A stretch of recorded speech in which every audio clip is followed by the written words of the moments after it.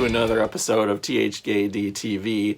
Today, I'm bringing you another installment of THKD Top 5. This will actually be the second installment. The first one was my top 5 noise albums, so if you haven't checked that out, please go back and check that one out. But today, we're going back to metal and discussing my top 5 albums from a band that is very near and dear to my heart, and that band is Cannibal Corpse. So today we'll be counting down my top 5 favorite albums from them. I'm going to be counting these down in chronological order. I love every Cannibal Corpse album, so it's pretty tough for me to rank them, so I decided that would probably be the easiest way.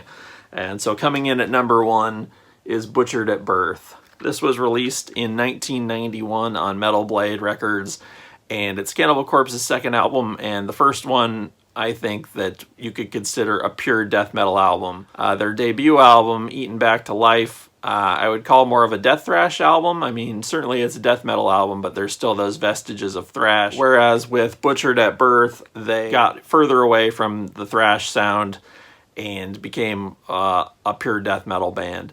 And I think the highlight of this album is Chris Barnes' vocals. They're just totally disgusting, filthy, guttural. They defined, in my opinion, early on what death metal vocals should sound like. And of course, there's so many fucking classic songs on here.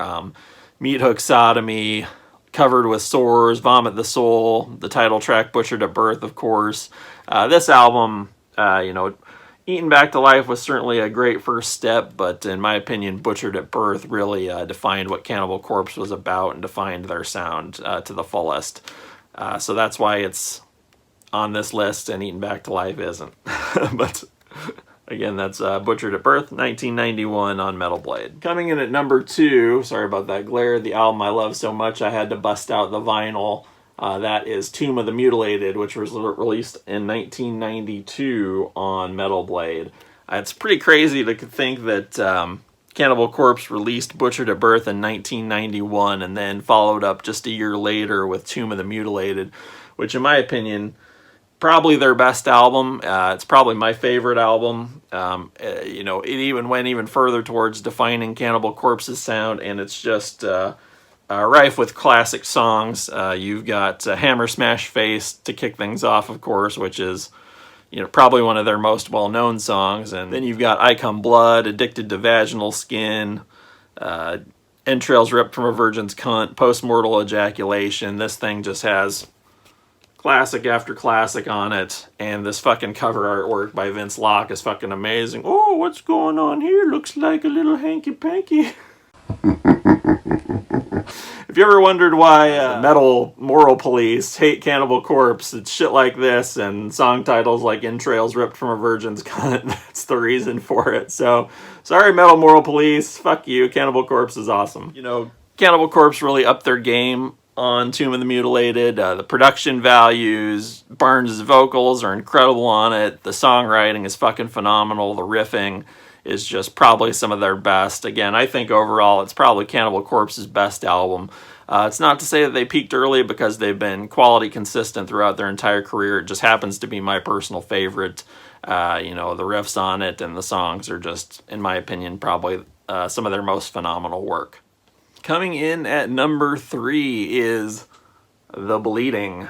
This was Cannibal Corpse's 4th album. It came out in 1994 on Metal Blade, which also happens to be the year that Cannibal Corpse appeared in the film Ace Ventura: Pet Detective. Anyway, this album, earlier I said Tomb of the Mutilated is probably my favorite, but I would have to say that The Bleeding overall is probably the most accomplished album from the Chris Barnes era of Cannibal Corpse.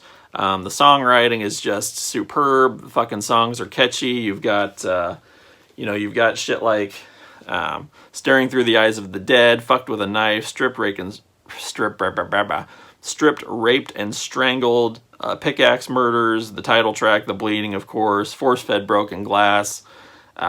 It's just classic after classic on this thing, and here's my vinyl version, which has slightly different cover art than the other one I showed you. And again, I think it's their most accomplished album in terms of production, songwriting, everything. It seemed like every album of the Chris Barnes era, they were really stepping up their game each time out. And it's impressive because it was in such quick succession if you consider, again, Butchered at Birth to Tomb of the Mutilated to the bleeding, you're only talking about a span of about 4 years there. So the band developed and improved very quickly. And the bleeding is probably their peak. As far as the Chris Barnes era is concerned, Tomb of the Mutilated is my sentimental favorite and my all-time favorite of theirs, but The Bleeding's definitely the most accomplished album of the Chris Barnes era of Cannibal Corpse, and definitely deserves a spot on the top 5. So there it is, motherfuckers. Can you dig it? And now moving into the Corpse Grinder era of Cannibal Corpse, we have Gore Obsessed coming in at number 4. This was released in 2002 on Metal Blade, and some might think this is kind of a weird pick.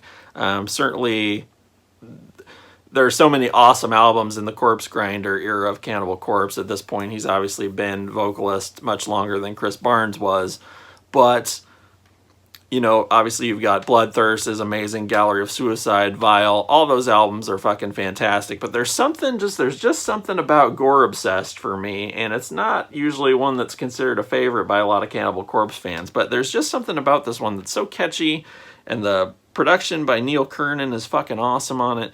You've got tracks like Hatchet to the Head, Pit of Zombies, Dormant Bodies Bursting, When Death Replaces Life is fantastic.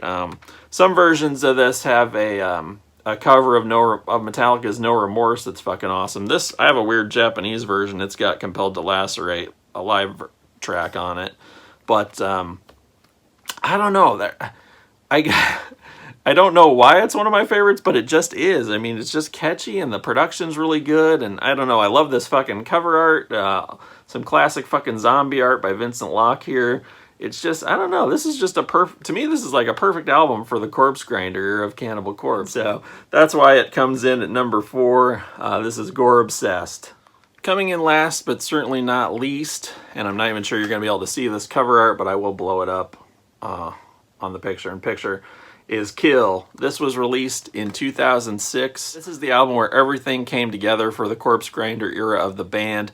You had the more technical approach that they had started to take with Vile when Corpse Grinder joined the band, and here it is perfectly combined with the catchiness that defined the Chris Barnes era of the band. The production on it is flawless. The band sounds like $1,000,000. This is probably one of the best sounding Cannibal Corpse albums of all time, in my opinion. And, you know, as far as favorite Cannibal Corpse albums of all time, it's right up there for me with Tomb of the Mutilated. This album is just, it's front to back, a perfect death metal album as far as I'm concerned. And if you're not, you know, if you kind of fell off the Cannibal Corpse bandwagon, obviously they've been around for a long time. They've released tons of material. This would be one of the more recent, I guess it's not that recent anymore, but it'd be one of the more recent ones I'd recommend checking out. So that wraps it up for THKD's top 5 Cannibal Corpse albums. If you don't like Cannibal Corpse, I got 2 words for you. Fuck you. If you are down with Cannibal Corpse, let me know what your top 5 albums are in the comments. Until next time, guys, thanks so much for watching, and take care.